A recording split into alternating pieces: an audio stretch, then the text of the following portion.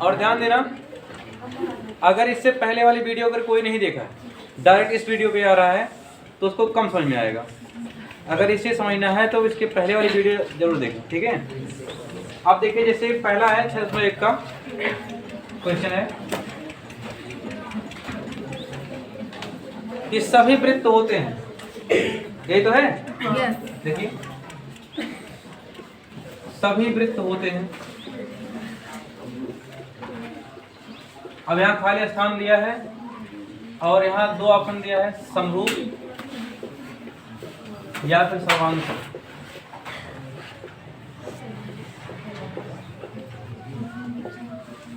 इससे पूछा है कि सभी वृत्त क्या होते हैं, समरूप होते हैं, सर्वांश। हम देखिएगा,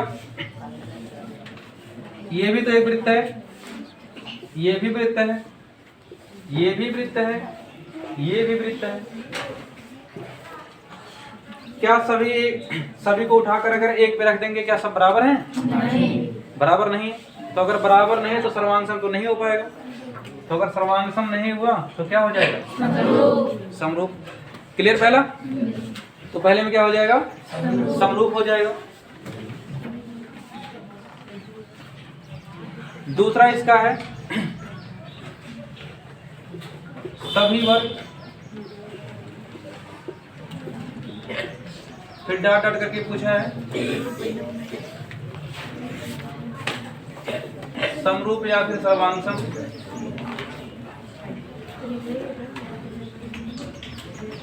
देखिए, अब की कहा है सभी वर्ग। तो वर्ग वो होता है कि एक ऐसा चतुर्भुज जिसकी चारों भुजाएं आपस में क्या होती हैं? बराबर होती हैं, वही होता है वर्ग। अब देखिए, ये एक वर्ग है, ये लीजिए, ये भी एक वर्ग है,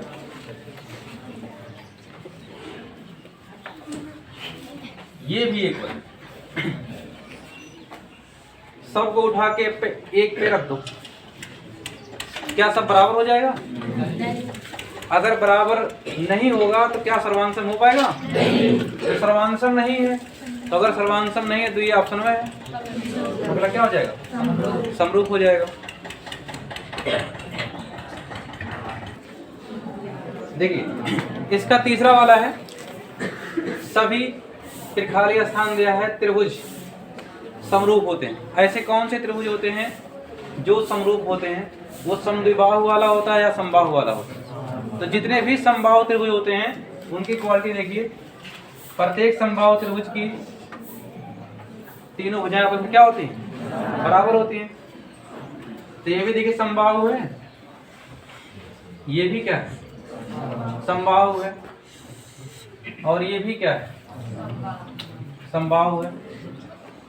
तो सबकी क्वालिटी एक ही है कि इसकी तीनों भुजाएं बराबर, इसकी भी तीनों भुजाएं बराबर, और इसकी भी तीनों भुजाएं बराबर। सबके कोण 60-60 के हैं, तो दो क्वालिटी मिल गई। सभी भुजाएं बराबर हैं और सभी कोण आपस में क्या है? बराबर हैं, इसलिए क्या हो जाएगा? ये समबाहु। अगला है भुजाओं की समान संख्या। भुजाओं की समान संख्या वाले दो बहुभुज समरूप तब होते हैं जब उनके संगत कोण। तो देखिए, संगत कोण क्या होना चाहिए? कल बताया गया था, संगत कोण पहले बराबर होना चाहिए। ये वाला जितना है तो इसमें ये वाला भी कितना होना चाहिए? उतना ही होना चाहिए। तो संगत कोण बराबर होना चाहिए। और जो संगत भुजाएं हैं, ये मान लीजिए अगर 8 है तो कितना, मान लीजिए अगर ये 24 है, अगर ये 9 है तो कितना होना चाहिए? 27। कोण बराबर होना चाहिए और भुजाएं कैसे होनी चाहिए? समानुपातिक। जैसे 8 एकम 8, 8 तियां 24, 1:3, 9 एकम 9, 9 तियां 27, 1:3। तो दोनों में अनुपात समान हो और बीच का कोण क्या होता है? बराबर। तो उनके संगत कोण क्या हो? बराबर हो, तथा उनकी संगत भुजाएं क्या हो? समानुपातिक। तो पहले में हो जाएगा बराबर, दूसरे में हो जाएगा समानुपातिक।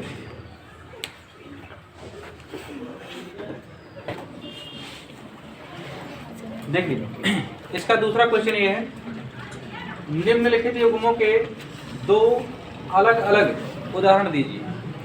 अलग अलग देना है बिल्कुल। पहला कह रहा है ऐसा उदाहरण दीजिए जिसकी जो समरूप हो। देखिए तो वृत्त होता है समरूप, सभी वृत्त क्या होते हैं समरूप। ये लो वृत्त है, ये वृत्त है, ये भी वृत्त है, सब वृत्त हैं लेकिन सर्वांगसम नहीं है, बराबर नहीं है, तो क्या हो गया समरूप हो गया। सभी वर्ग, सभी वर्ग, सभी वर्ग,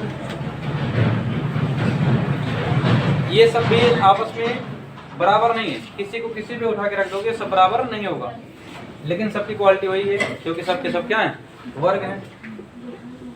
इसको वर्ग है, ये भी क्या है वर्ग है, ये भी क्या है। ये देखिए सब समरूप, यानी कि वृत्त है, वृत्त है, ये भी क्या है वृत्त। वृत्त सब है लेकिन सब छोटे बड़े हैं, वर्ग सब हैं लेकिन सब क्या है छोटे बड़े हैं, तो ये समरूप हो जाएगा। अब कह रहा है ऐसी आकृतियां जो समरूप ना हो। यहाँ देखिए वृत्त बना दीजिए, यहाँ एक त्रिभुज बना दीजिए, यह इसके जैसा लग रहा है नहीं है, थोड़ी सी क्वालिटी नहीं मिल रही इसकी, तो क्या है ये समरूप नहीं है। और दूसरा उदाहरण लेना है, एक त्रिभुज बना दीजिए, एक चतुर्भुज बना दीजिए, है समरूप ये। तो इसका पहला उदाहरण ये है, दूसरा उदाहरण ये, इसका पहला उदाहरण ये, दूसरा ये। तो ये देखिए समरूप नहीं है और ये सब क्या है समरूप है। लिख लीजिए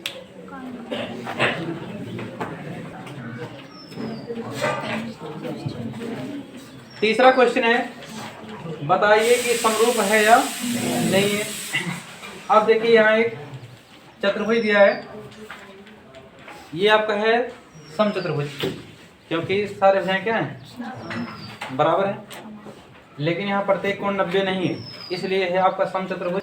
इसकी लंबाई 1.5 है, ये भी 1.5 है, ये भी 1.5, ये भी 1.5। और यहाँ देखिए यहाँ सबकी लंबाई कितनी है 3 3 3 3, ये भी सब समान है, लेकिन ये वर्ग है।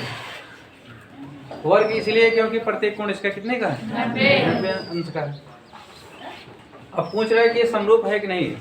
अब देखिए क्वालिटी पहले मिलनी चाहिए, जो क्वालिटी इसकी हो वही क्वालिटी इसकी हो। तो पहली क्वालिटी इसमें ये हुई, इसके सारे भुजाएं बराबर हैं, तो इसकी पहली क्वालिटी हुई इसकी सभी भुजाएं बराबर हैं, तो एक क्वालिटी तो मिल गया। दूसरी क्वालिटी, इसके केवल आमने सामने के कोण बराबर हैं, लेकिन प्रत्येक कोण 90 अंश का नहीं है। लेकिन इसकी अगली क्वालिटी है कि इसके प्रत्येक कोण क्या है 90 अंश। तो दूसरी क्वालिटी में तुरंत फंस गया है, और जैसे फंसा तुरंत ही क्या करेंगे समरूप नहीं। क्लियर।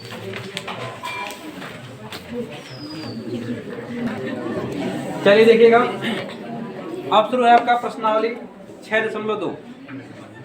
इसमें बात है, कह रहा है कि आकृति 6.17, इसमें 2 चित्र दिए गए हैं, पहला और दूसरा, और पहले और दूसरे आकृति में DE समांतर BC है, यानी देखिए ये रेखा इस रेखा के बिल्कुल समांतर है। तो बताया समांतर रेखा क्या होती है ऐसी 2 रेखाएं जिनके बीच की दूरी हर एक स्थान में क्या हो समान हो, और यहाँ ये रेखा इस रेखा के समांतर है। और बताया गया था कि जब ये रेखा इस रेखा के समांतर होगा, यदि ऐसा कोई त्रिभुज दिया है कि ये रेखा इस रेखा के समांतर है, तो ध्यान देना ये छोटा वाला त्रिभुज और ये बड़ा वाला त्रिभुज दोनों आपस में क्या होते हैं समरूप हो जाते हैं। क्या होते हैं समरूप। थेल्स प्रमेय में बताया गया था। और वहाँ देखिए एक सूत्र भी बताया गया होगा आपको, एक बार बड़ा बटा छोटा और एक बार छोटा बटा छोटा। तो इसमें लगा दीजिए, देखिए छोटा छोटा सब दिया है ना, तो छोटा बटा छोटा। तो इसका पहला सूत्र हो जाएगा AD बटा क्या DB बराबर AE बटा AC। क्लियर है। मान रख लीजिए, AD का मान 1.5, DB का मान 3, AE का मान 1, इसी का मान कर लीजिए तिरछा गुणा, यह जो काट दीजिए, 1.5 एक कम 1.5, 1.5 दूना 3, पता है ना 1.5 का मतलब 1.5, 1.5 एक कम 1.5, 1.5 दूना 3, तिरछा गुणा कर दीजिए। x का 1 में x बराबर कितना आ गया 2 एक कम, यहाँ x का मान आ गया 2 और यहाँ आप लोग निकाल लीजिए x का मान।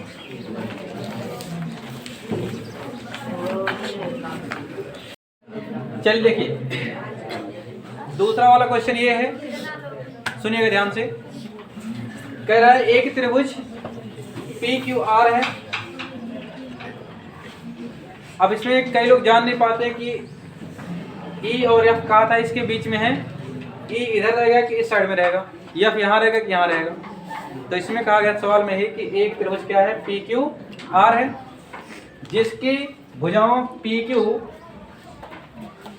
PQ तथा PR पर क्रमशः दो बिंदु E तथा F है, E तथा F। इतना प्रश्न में कहा था कि एक त्रिभुज PQR है जिसमें PQ तथा PR पर दो बिंदु क्रमशः E तथा F हैं।